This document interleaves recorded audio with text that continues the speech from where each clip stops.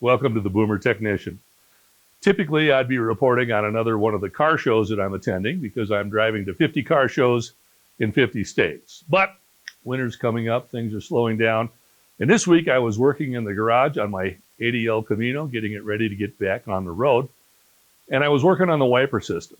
And I realized I've got quite a bit of knowledge of these GM depressed park wiper systems. And this would be a great opportunity to share that knowledge. Why do we call it a depressed park wiper system?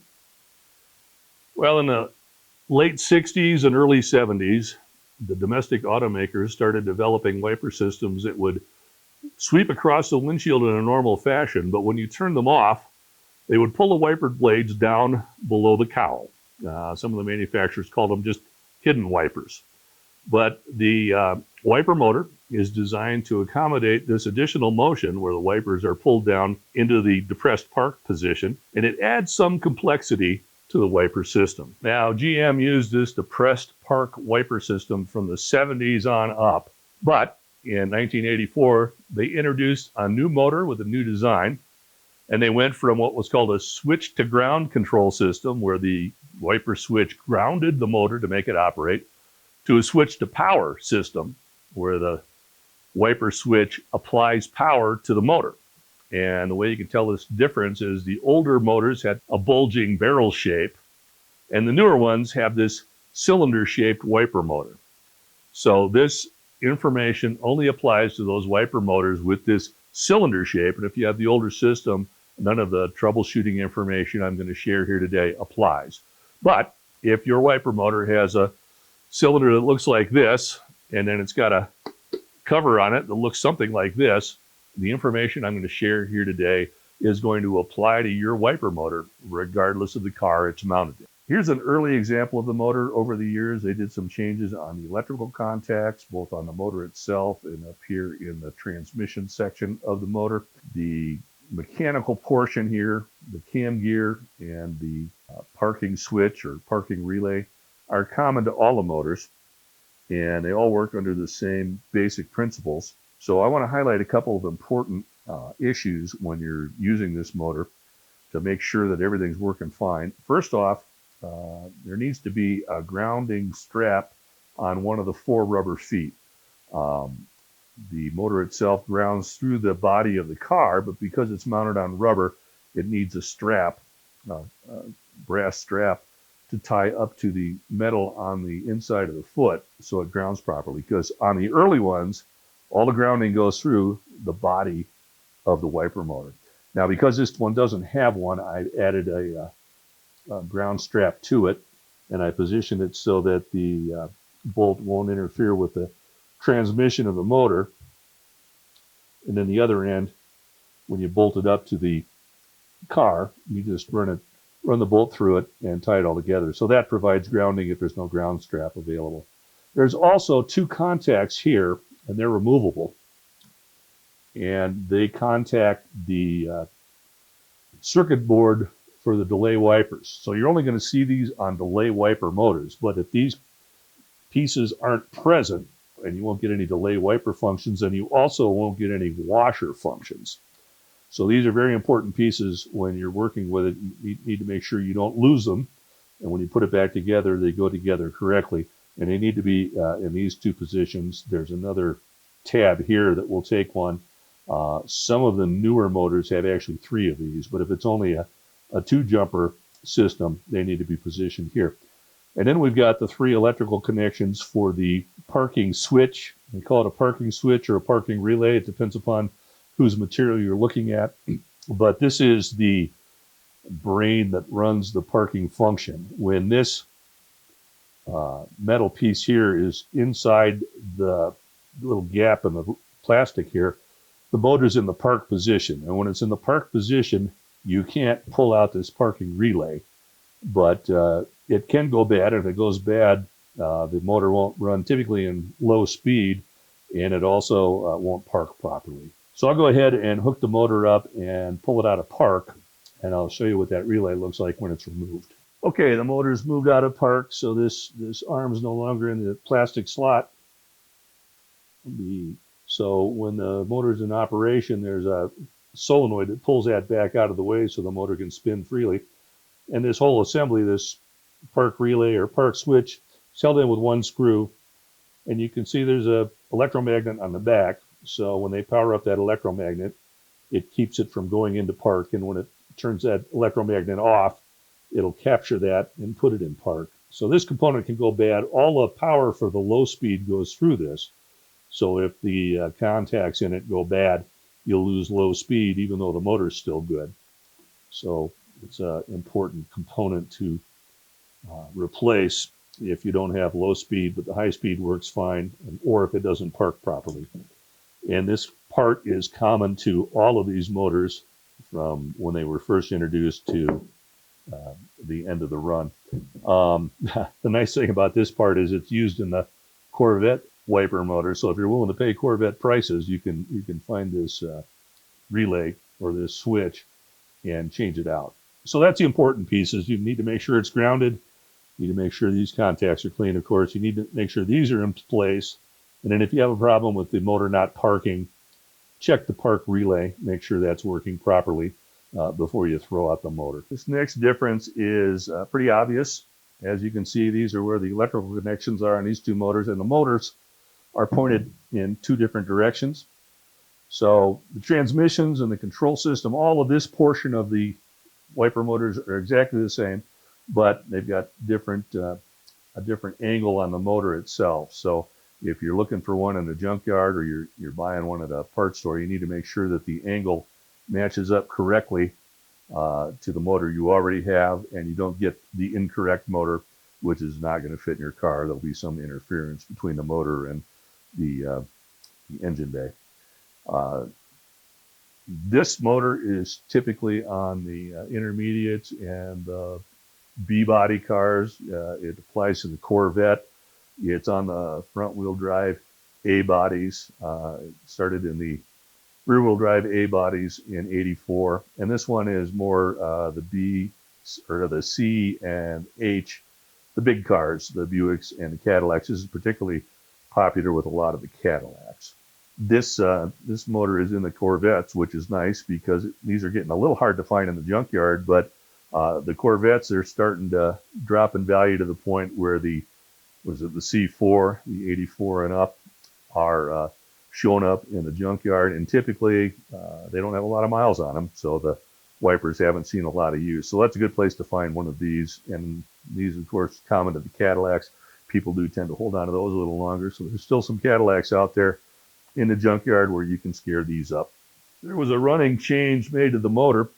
They went from a 2-wire connector to a 3-wire connector.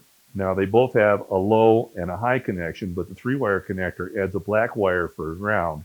So we've gone from a body ground on this one to a separate ground on the newer motor. You still can use a 2-wire connector on it. It does ground through the body if there's a ground strap. But if I had another ground wire I could add to the motor, I'd salvage this connector, tie it into the high and low on the car, and then just connect this black wire to a good body ground and give me a redundant ground on the system.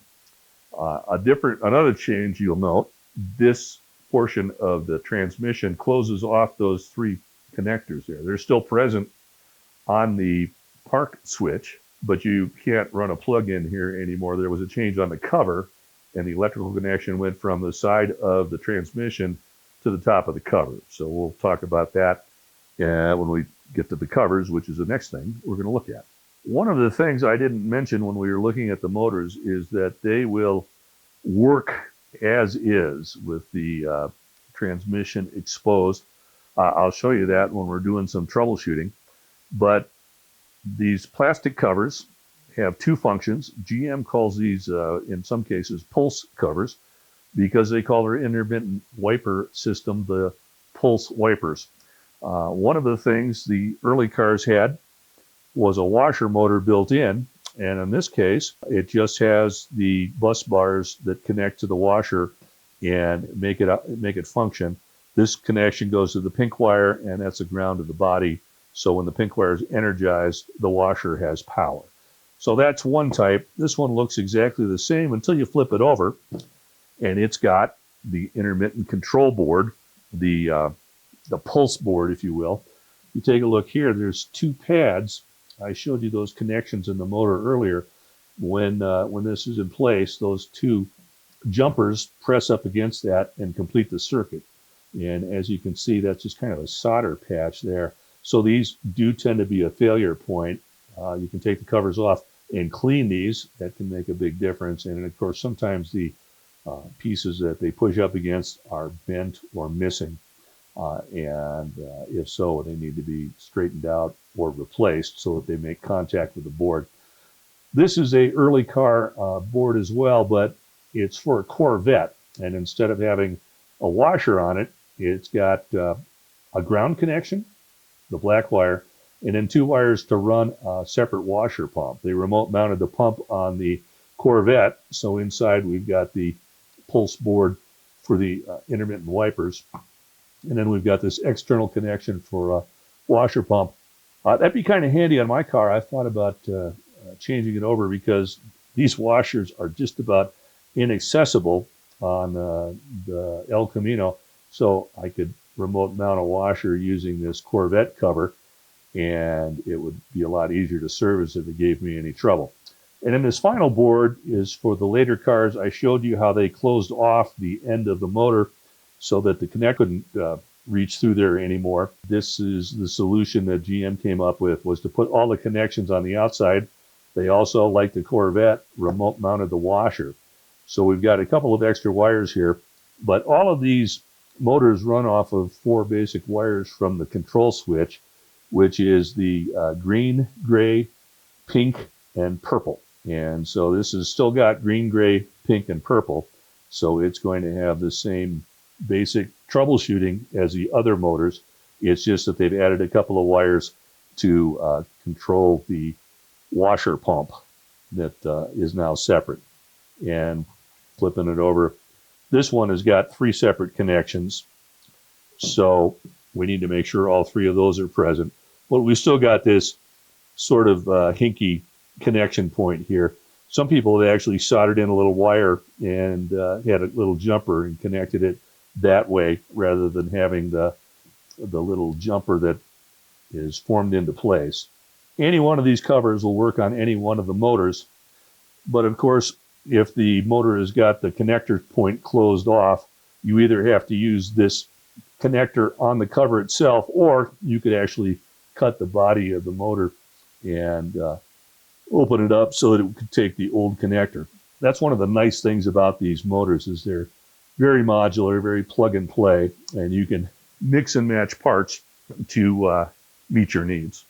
I should note that those transmissions that have the motor kind of mounted straight out to the side, they've got a slightly different cover. It's got a different shape to cover up the works inside. So you do have to match the cover to the type of motor you're working on. So that covers the design and the differences from year to year. We'll go ahead now and take a look at some of the troubleshooting and how to see if you've got a problem with your system. In this video, we're going to focus our troubleshooting on the motor and on the pulse board in the cover on the motor. We aren't really looking at the switch on the dash for a couple of reasons. One is, in a lot of these cars, the switch is built into the steering column. There's a stock that sticks out, but the actual electronic switch or electrical switch contacts are buried in the steering column. And replacing that switch is a bit like doing a 3D jigsaw puzzle. It's a very complicated process. There are some videos online you can find that show you how to do it. And there are some cars that have the switch mounted outside of the steering column. The Corvette in 84 to 86 had it mounted on the door switch or the door panel, which is an interesting selection.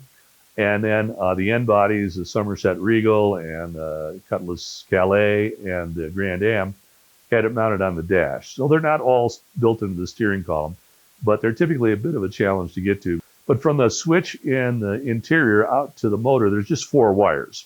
There's a green one for low-speed operation. There's a gray one to hold the park relay in open. There's a purple one for high-speed operation, and there's a pink one to run the washer. And then that pink one also runs the pulse board, the intermittent circuit on the top of the motor.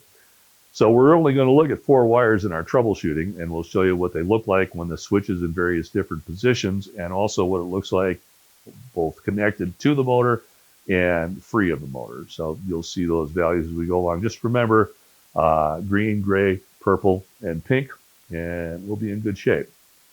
And with that, let's go ahead and take a look at some troubleshooting. One of the reasons I wanted to go over this with the El Camino right now is because the fender's gone, so it's a lot easier to see the motor in place. I'm going to go ahead and show you some basic troubleshooting at this point. The first thing we're going to do is take the cover off and set it aside. This really isn't troubleshooting per se, but I want to demonstrate how the motor will run on low and high and park the wiper blades even when the cover's gone. As we discussed, the cover is for the washer function and for the delay wiper function, so the motor should work just fine in both low and high without the cover in place. So let's give it a shot. Flip the switch over to low. It unparks and it runs perfectly fine. Kick it up to high. It continues to run fine. And then when we put it back to off, it parks. The only real issue with the cover being gone is when you put it in delay, nothing happens, and of course, the washer motor also doesn't run. When you're working on these motors, there's always 2 electrical connections. There's one either into the metal part of the transmission here, or on the newer ones, it's on the plastic cover. And then there's a 2-wire connector down on the motor, providing power to the motor. So we want to disconnect both of those. And I'm going to go ahead and test these in the low and high position, and it'll kind of show you why testing a system with the wires disconnected can fool you. So we'll go ahead and put the switch in the low position, and we'll see what wires have power. So there's a pink, a yellow, a gray, and a green wire. And on this connector, the gray and the green wire have power, and on this connection, neither one has power. So I will tell you that's a normal operation or normal readings for disconnected connectors. But let's go ahead and put it in the high position. And now, we don't have any power in the pink, the yellow, the green, or the gray. No power in the other yellow connector, but there is power on the purple wire. And once again, this is normal operation for checking with the connectors disconnected. But I'm going to connect them, and then we'll take another look at these readings. Okay, now we're going to make the same checks with the motor in the low position.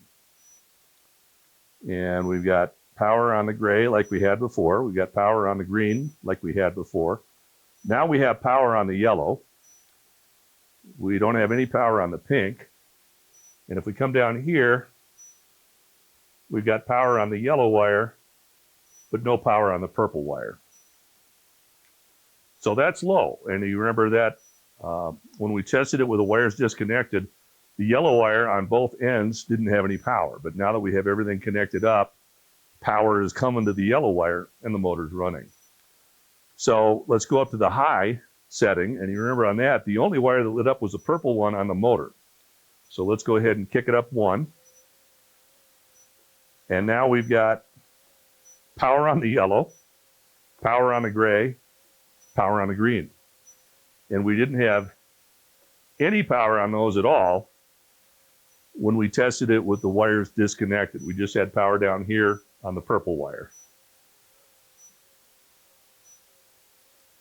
So that's why testing with the connectors disconnected can fool you. And I will note, these are all the correct readings for the system with the wires connected. Okay, I'm going to show you one more way the system can fool you. And for this example, we're going to use a DVOM. And we're going to look at the pink wire.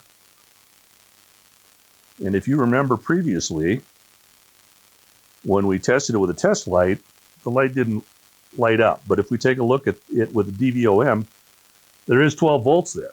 There's just not enough amperage to light the test light. So our test light gave us different information than our DVOM did. So We know it's got 12 volts disconnected. Let's see what happens to the voltage when we connect it. Now we've got 1.44 volts. So disconnected, it comes through at 12. Connected, it comes through at 1.44 volts. There's a reason for that, and we're not getting into electrical theory here, but that is normal operation. Now I'm going to set it to delay, and we'll see what happens to the pink wire. It's at about 6 volts to start, and it starts counting up. Once again, this is normal operation. The pink wire is controlling the delay, and it is counting up from 6 volts to 1.2. And when it gets to about 1.2, bang, it cycles. And if we shorten the cycle, it just counts up a lot quicker.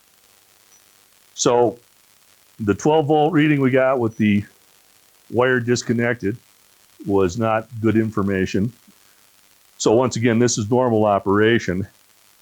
And as you saw when we looked at the components, there's a circuit board in here causing these readings in the delay wiper position.